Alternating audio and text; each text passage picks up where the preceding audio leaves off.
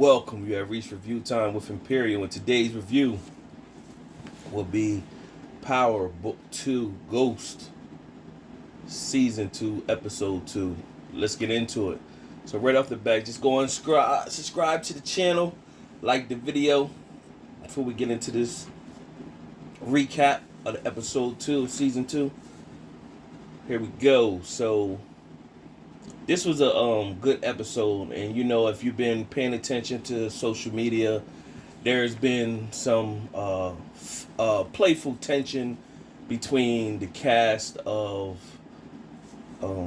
Power Book 2 and the BMF cast, and basically BMF is, with their ratings and everything, is blowing it out the water.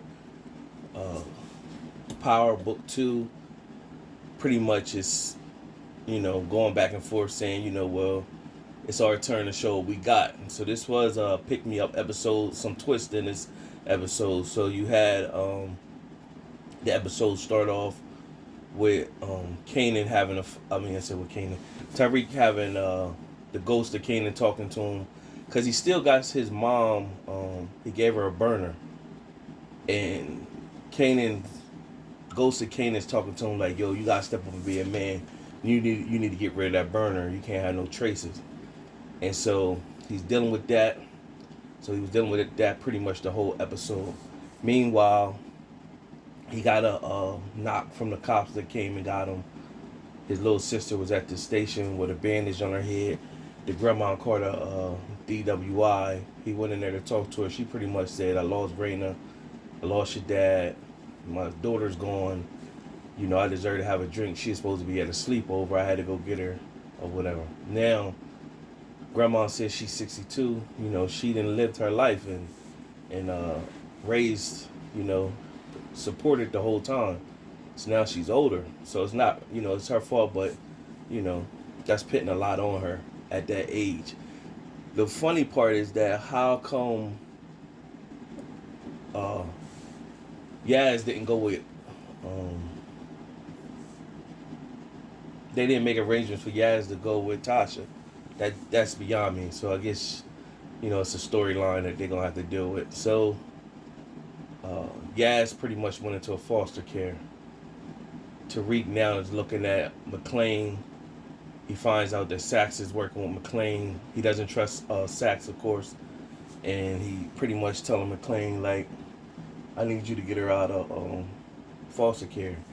Pretty much they saying Reek is on college campus. He can't take over. And McClain pretty much said, well, you're going to need a bag of money and you're going to need somebody with some influence. Meanwhile, it shows Senator Tate, Councilman Tate. He's back in the fold. And it shows him getting the word, trying to find information on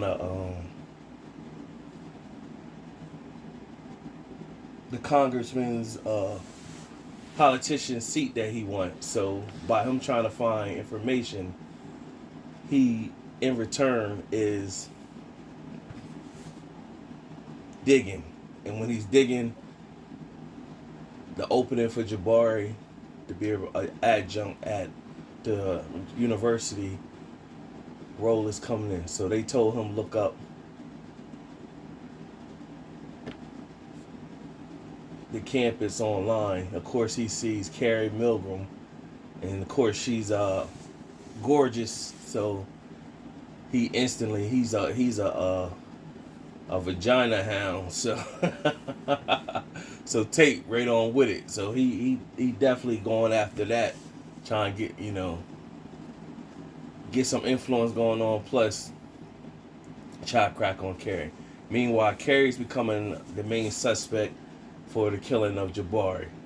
Of course, we all know she didn't do it, but she's becoming a suspect. So they digging in Carrie. The detective, of course, he got some hidden vendetta because he used to mess with her. So he even going harder. So he goes after her sponsor, finds out pretty much her intimacy with Jabari and that she had a sponsor because she's a sex addict. He pretty much is digging. He interviewed Tariq. Tariq gave him some information, pretty much that he was at a dinner and Carrie and Jabari was having a heated discussion. So that makes her look even more suspect. Sax is knocking off the other attorney on the other side. He finds out that Tariq was one of Jabari's kids. So you know Sax, he already know Tariq is a dirty player. So he instantly goes into Tariq has something to do with the murder. He's right, and normally Sax is right, but he always fumbled the ball and putting it all together. So of course he brings it up to McLean, and McLean pretty much is looking at it like cha-ching, and then he tells McLean that Carrie's the main suspect. And you know McLean has some past with Carrie himself. So from there, you find out that Effie, Braden goes to take the product to Effie.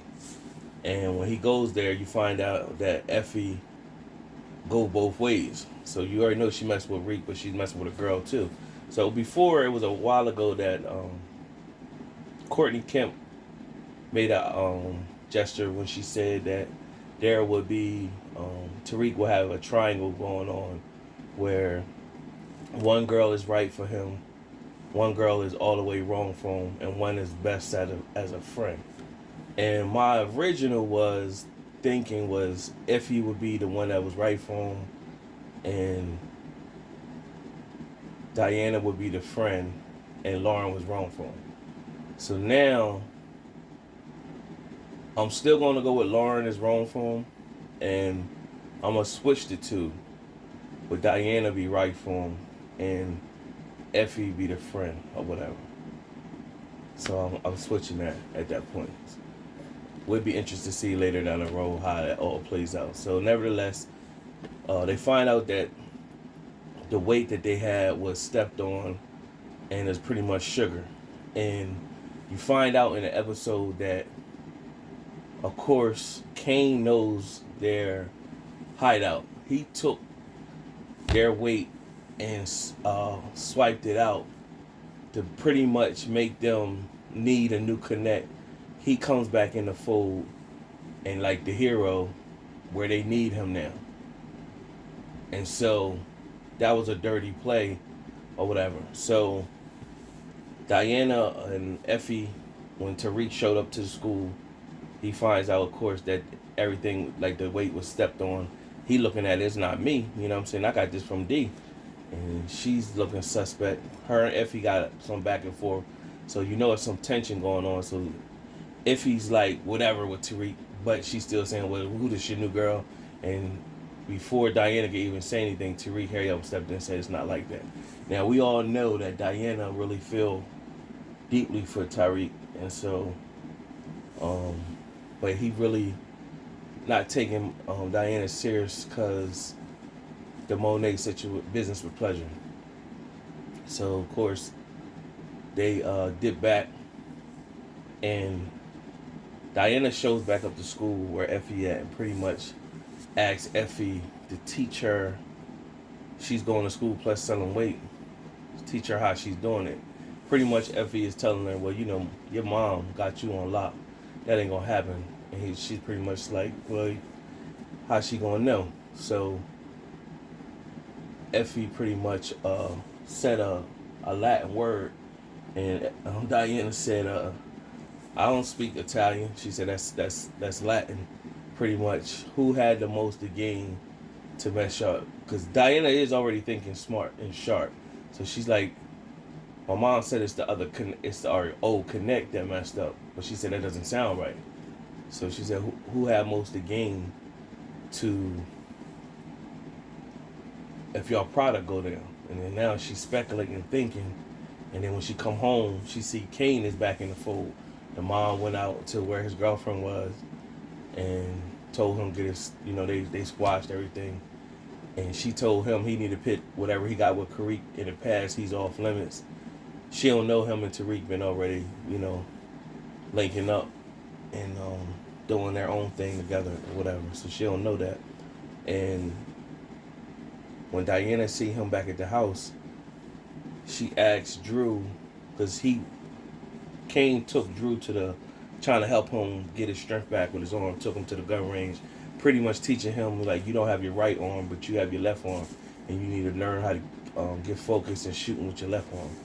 You still got to protect the people around you. So he does that, and Diana asked Drew, did you call him or did he call you? And he said he pulled up on me, and then brought the connect up later. So then that's let her know that's even more suspect.